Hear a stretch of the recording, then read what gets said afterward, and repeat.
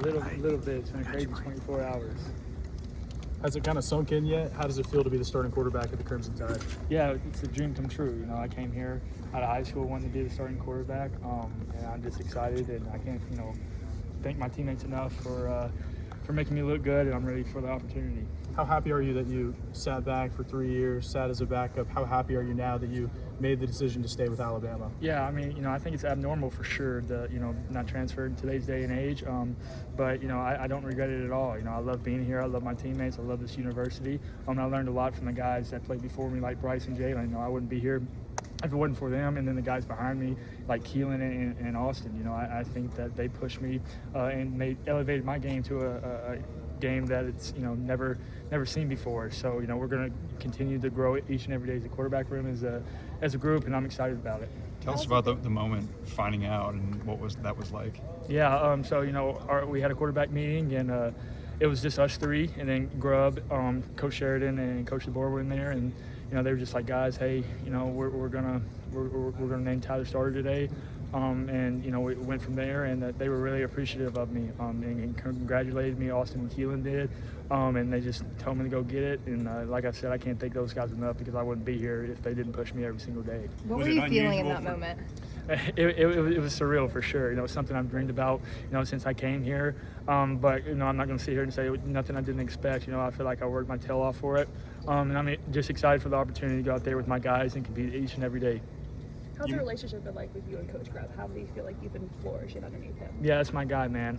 He came in here, and I knew him a little bit when he first got here back last year, but the whole Seahawks thing happened.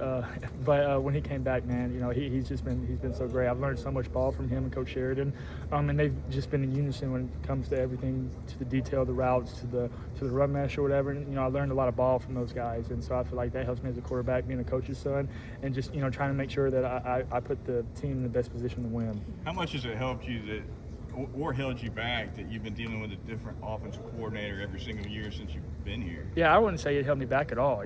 I think about the guys when I first got here. I had Bill O'Brien, I had Alex Mortensen, who's a quarterback coach and offensive coordinator at UAB, and then Derek Dooley. Learned a ton of ball from those guys and Bryce, and then Tommy Reese, John McNulty. And then Coach Dooley was there my second year. I learned a different type of offense and learned just different types of schemes or whatever. And then, my third year, I have Coach DeBoer and Coach Sheridan and then Coach Grubb this year. And, I don't feel like it's something bad at all. I've learned a lot of stuff from those guys, and a lot of different stuff that I've taught, the other guys of like, hey, this is how we did it in the past, maybe that'll help you, read it a certain type of way or whatever. So, I wouldn't say by any means it's hurt me. I think it's helped me by a lot. Who did you call? How is this quarterback battle different than the ones that you've gone through? It's different just because, one, I'm older, but it just is a different type of group. Those guys have helped me a lot, and they were just great guys or whatever. Being older definitely helps, and they push me every single day, so I can't thank them enough. Were you more confident because of having gone through a similar experience? Yeah, no, I definitely feel like I have, just because I know what to expect, and I know, hey, the mistakes I did last time, I'm gonna make sure I'm not gonna do that again. And just being older and confident and understanding, like, hey, I'm just gonna be the best I can every single day, and my teammates, man, they gave me a lot of confidence, just in and out every day, just making plays for me and blocking. I can't thank those guys enough. Ty, I imagine your phone's been blowing up a little bit in the past day or so. Who's some folks you heard from, former teammates, different people that really stood out to you? Yeah, Greg McElroy texted me, which is really cool. I really look up to him a lot. A bunch of my family, a bunch of my friends, a bunch of guys who transferred out have reached out. It means a lot, because I'm a big, relationship person. I'm a people person. So, guys who left, I really try to connect with them in a lot of different ways. I may not understand why they left, but I just want them to know that they can always count on me, and understand that I'll be there for them, anything they need. And I think I take that into my game too, that, understand that, like, hey, I'm gonna be the best teammate I can be, and make sure that I'm gonna do everything I can to help our team win. Who was your first call or text when you found out? Definitely my family, my dad, and I think my mom and dad started crying or whatever. So it was surreal. So I called my dad later that night, and then I took a nap. So. Did you call Book, or did he call you? Yeah. So Book, I texted Book, and he called me, and he was like, I better be at the draft like you were with me. So it'll be a fun year for sure. I'm excited to watch him play for the Cowboys. Ty, take me through Alabama's wide receiver room. What Yeah. have you seen this spring or this fall from that room, guys like Isaiah Horton, Ryan Williams? Yeah, man, we got a bunch of studs, man. I'm really excited about that group. You know, we got a transfer from Isaiah, who from Miami, who I knew, you know, in Nashville. You know, Jerem's coming off a big year, who I think he's going to have a better year. Even the same with Ryan. You know, he's older now, bigger and stronger. Then you got guys like Derek Meadows, Latia Brooks, Rico Scott, who are stepping up in big ways. And then you got Cole Adams, and you know Bach is transferring from defense to offense. Man, those guys are doing a great job, and you know they're really detailed in their routes. And Shep has done a great job just making sure that you know even on pass plays that they're or run plays that they're blocking and being selfless, man. So I'm really excited about that group, and it's my job to get those good players the ball. What will go into your process over the next couple of weeks now that you've been named starter? Yeah, you know, really nothing's going to change. You know, I'm going to make sure I go through my process of, you know, just being the best I can be. You know, I got to make sure that my teammates can count on me and make sure they have confidence in me. And I'm going to make sure that I can, you know, give us the best chance to win. And, you know, whether that's handing the ball off 50 times or throwing it 50 times, you know, I got to understand my job and make sure that I give us the best chance to win on Saturdays. Other than being just simply older, how do you feel you're a different quarterback than the last time you went through a competition like this? Yeah, you know, I've talked to Coach Saban a lot.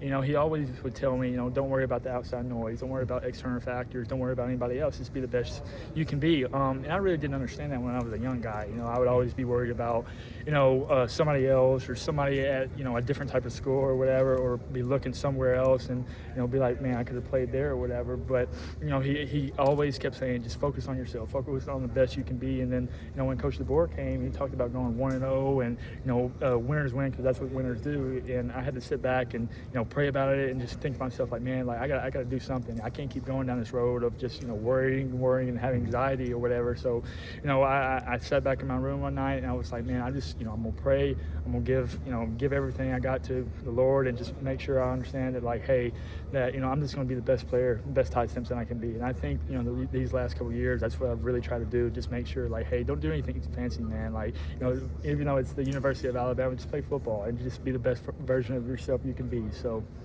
What stood out to you in those prayers, or what kind of revelations did you have in those moments? You know, I remember my sophomore year when it happened, really. It was after a spring scrimmage. You know, I came in, I didn't really do a lot. I came in, I just started crying. You know, I was just like, man, like, what is going on, man? Like, what, you know, I just don't feel like it's not fun to me anymore. And my dad asked me, he was like, man, like, you know, how's your faith doing? You know, what are you doing to, you know, make sure that, you know, you give everything to trust in the Lord?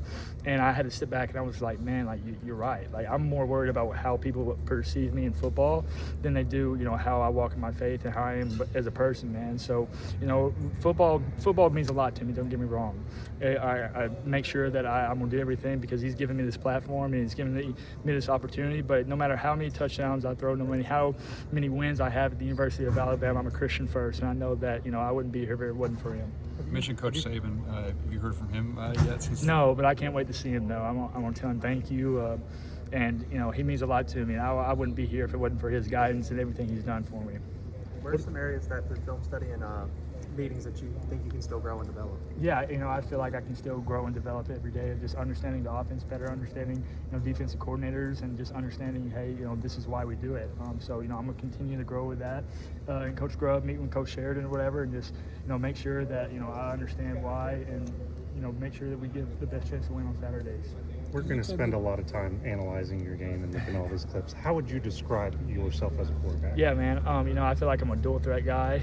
You know, I can sit in the pocket or I can escape and make plays. But, you know, I also, you know, I think a underrated part of my game is that I'm going to do what it takes to win. So, you know, I'm going to do the gritty stuff. I'm going to make sure, you know, I'm going to make sure we get the first down when it's 4th and 3. You know what I mean? So, you know, like I said, man, you know, those guys make me look good in that locker room, you know, with our wide receiver group, our running back group, our O-line, man. I'm so excited about these guys, man, and they make me look good. So I got to make sure that I give them everything I got. So that's what, you know, I tell them every day, that when I go in the huddle, like, man, I'm going to go hard for you today. Like, I'm going to be, we talk about being unbreakable all the time, and the only way I'm unbreakable is if we're all unbreakable together as the offense and team. Last one. Ty, there's been a lot of talk about, you know, the gimme offense, you know, those 5-yard, 10-yard plays that Coach DeBoer says, you know, should be completed 100% of the time.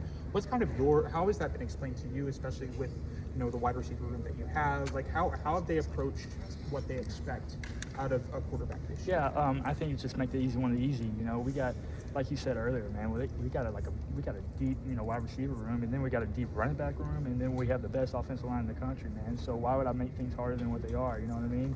So when the defense, makes me check the ball down, give the ball the space to Jam Miller, get the ball in space to Ryan, get the ball in space to those guys. Like, just go let them work, man. It's not a hard game. We try to make it harder than what it is. Just take what they give you, get the first down, and then go from there. But man, those guys do a really good job, and I'm excited for them, and I can't, wait to see how they do. Thanks. Appreciate you guys. Congrats. Thank you.